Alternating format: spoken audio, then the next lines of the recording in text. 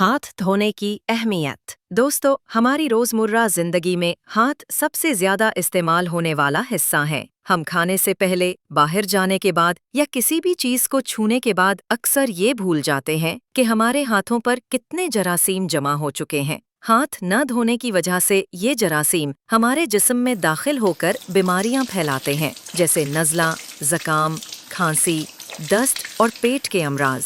इसीलिए रोजाना मुनासिब तरीके से हाथ धोना न सिर्फ हमारी सेहत बल्कि हमारे घर वालों और बच्चों के लिए भी एक ढाल है। पूरी वीडियो देखने से पहले चैनल को सब्सक्राइब करें और बेल आइकॉन पर क्लिक करें ताकि तमाम नोटिफिकेशन आप तक बरवक्त पहुंच सकें। अब बात करते हैं हाथ धोने के सही तरीके की। हाथ धोने के लिए साबुन और साफ पानी का इस्तेमाल जरूरी है। कम से कम 20 सेकंड तक हाथ रगड़ें।